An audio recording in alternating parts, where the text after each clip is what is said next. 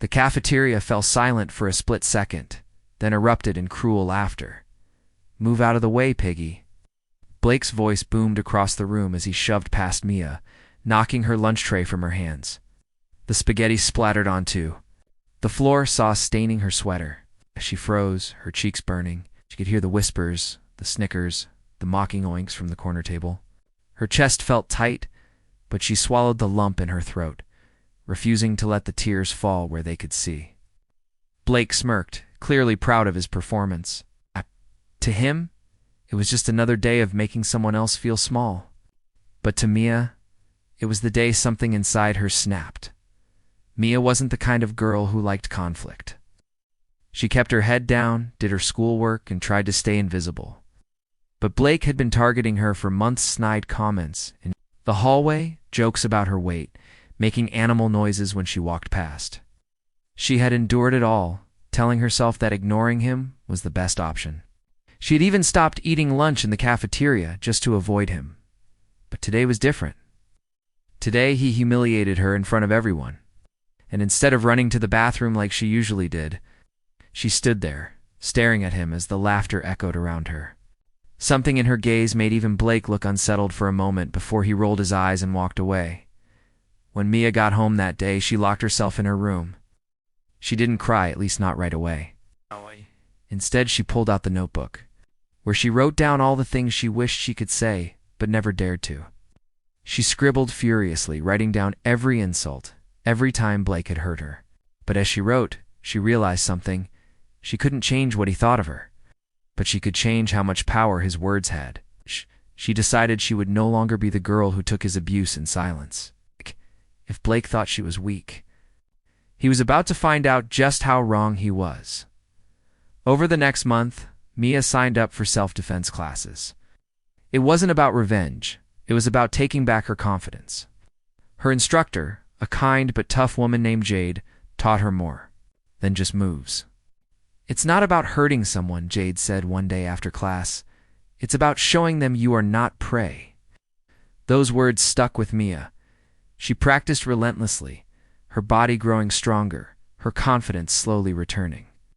For the first time in years, she walked through the school halls with her head high. It wasn't long before Blake noticed. He made a few more jabs, but when she didn't flinch, his smirk faltered. Still, he wasn't ready to back down. One Friday after school, Mia was walking toward the exit when she heard his voice again. "Hey, Piggy," heading home to roll in. "The mud?" His friends chuckled. This time, Mia turned slowly to face him. She didn't shout. She didn't insult him back. She just walked closer, so close he had to step back. "Do you ever get tired?" she asked, her voice calm but steady. Blake frowned. "Tired of what?" "Tired of trying so hard to make yourself feel big by making someone else feel small." The hallway was quiet now, his friends watching with wide eyes. Blake opened his mouth to respond, but before he could, one of his friends muttered, "Man, just drop it." But Blake didn't drop it. He reached out to shove her shoulder, and that's when Mia's training kicked in. She stepped aside, grabbed his wrist, and twisted just enough to make him yelp in pain, not hurting him badly, but enough for him to stumble. The sound echoed in the hallway. The once cocky Blake was now holding his arm, his face flushed with embarrassment. "Here's the thing, Blake," Mia said, looking him dead in the eyes. "I'm not your victim anymore. The next time you try to make me squeal, you'll regret it." Her voice was still calm, but there was steel in it. She let go and walked away, leaving him standing there in stunned silence. His friends didn't laugh this time. Over the next few weeks, Blake kept his distance.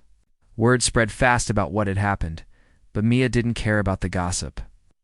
What mattered was that she had faced him, not with cruelty, but with strength.